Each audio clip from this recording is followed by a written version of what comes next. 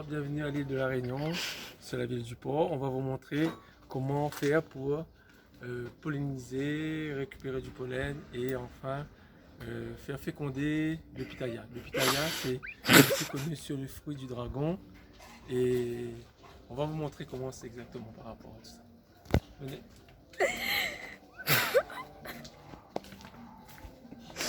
Alors, le pitaya, c'est une espèce de cactus sauvage, on va dire. Ici, on le voit bien. On le trouve dans des endroits arides et aussi un peu humides. Ce pitaya, par la suite, il va donner un bouton. On voit juste derrière, à l'embourbe. Ce bouton il va finir par grossir, devenir comme ceci. Et c'est ça le pitaya par la suite.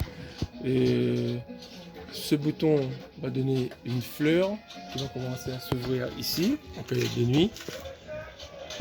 Voilà, celle-ci elle est en train de s'ouvrir. Dans quelques heures, elle va devenir comme celui-ci, qu'on voit ici, bien vert, avec un parfum, une odeur un petit peu spéciale. Avec, on voit à l'intérieur le pollen, le pistil et tout. Et ça va être ici qu'on va faire la fécondation.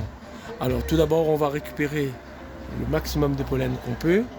Donc on vous laisse regarder la fleur.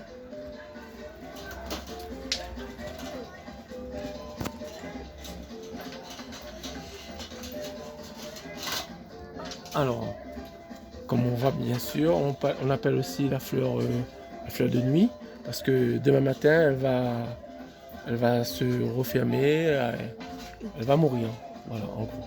Donc le pollen est à l'intérieur, on va le récupérer dans le récipient. Alors, celui-ci, c'est un pitaya blanc, une espèce blanche. Donc on voit il y a une différence entre le blanc et le rouge. Mais celui-ci, avec de l'expérience, on a remarqué que c'était du rouge, du blanc, du blanc. Excusez-moi, du blanc. Tout simplement, c'est la base de la fleur qui nous fait comprendre que c'est du blanc. Donc le pollen, une fois récupéré, elle va être comme ça. Voilà, c'est avec ça qu'on va faire polliniser et féconder ce pitaya. Voilà.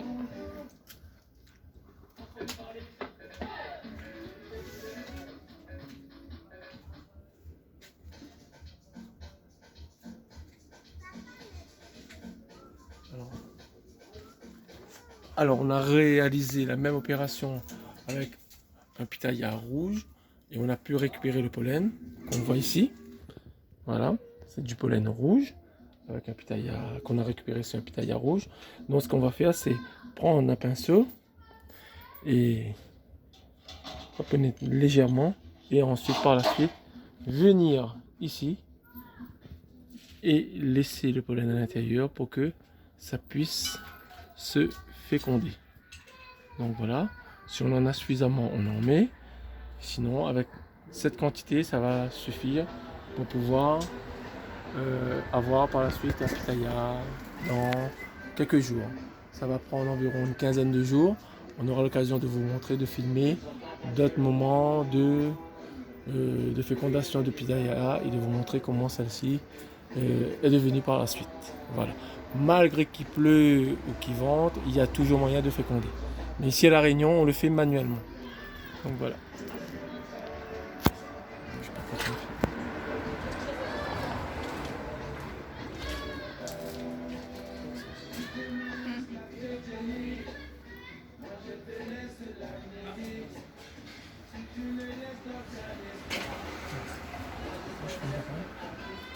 Je vais vous montrer une fleur fécondée et que par la suite elle va mourir.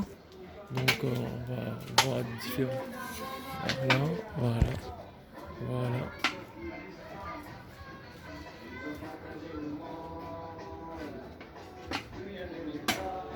Voilà des fleurs qui ont été fécondées.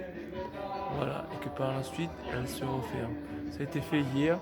Donc depuis, on va attendre pour que si c'est fécondé ou pas. Voilà.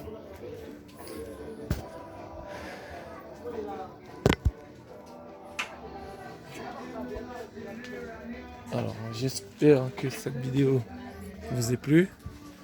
Donc, on vous laisse par la suite liker et pour dire ce que vous en pensez. Merci, au revoir.